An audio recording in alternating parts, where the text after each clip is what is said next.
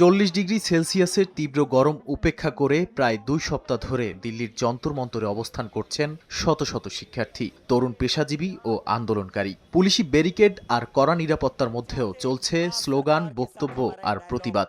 এই তরুণদের একটাই দাবি, শিক্ষামন্ত্রী ধর্মেন্দ্র প্রধানের পদত্যাগ। ব্যঙ্গাত্মক অনলাইন প্রচারণা থেকে জন্ম নেয়া ককরোচ জনতা পার্টি এখন ভারতের তরুণদের শিক্ষা, কর্মসংস্থান ও জবাবদিহির দাবির সবচেয়ে আলোচিত আন্দোলনগুলোর একটিতে পরিণত হয়েছে।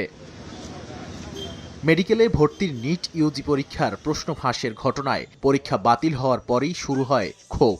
আন্দোলনকারীদের অভিযোগ, লাখো শিক্ষার্থীর ভবিষ্যৎ নিয়ে ছিনিমিনি খেলা হয়েছে। পরে পুনরায় পরীক্ষা হলেও তারা রাজপথ ছাড়েননি। তাদের দাবি, শুধু মন্ত্রীর পদত্যাগ নয়, প্রশ্ন ফাঁস ঠেকাতে স্বাধীন তদারকি, স্বচ্ছ পরীক্ষা ব্যবস্থা এবং শিক্ষা খাতে দীর্ঘমেয়াদী সংস্কার নিশ্চিত করতে হবে। এই আন্দোলনের সূচনা হয় ভারতের প্রধান বিচারপতির তেলাপোকা মন্তব্য ঘিরে। সেই মন্তব্যের প্রতিবাদে যুক্তরাষ্ট্র প্রবাসী শিক্ষার্থী অভিজিৎ দীপকে সামাজিক মাধ্যমে গড়ে তোলেন ককরোচ জনতা পার্টি। আন্দোলনে নতুন গতি এনেছেন পরিবেশবাদী ও শিক্ষাবিদ সোনাম ওয়াংচুক। শিক্ষার্থীদের দাবির প্রতি সংহতি জানিয়ে তিনি অনশন চালিয়ে যাচ্ছেন। সমর্থকদের দাবি, ওয়াংচুকের স্বাস্থ্য নিয়ে উদ্বেগ বাড়লেও তিনি আন্দোলন চালিয়ে যাওয়ার ঘোষণা দিয়েছেন। আন্দোলনস্থলে প্রশ্ন ফাঁসের পর আত্মহত্যার অভিযোগ থাকা শিক্ষার্থীদের স্মরণে তৈরি করা হয়েছে একটি স্মৃতির দেয়ালও।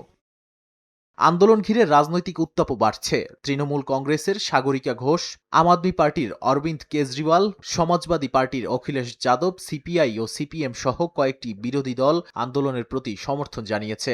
তবে বিজেপি সিজেপিকে নতুন ভাইরাস এবং তেলাপোকার মতো দল বলে কটাক্ষ করেছে। নাদিম মারজান, সময় সংবাদ।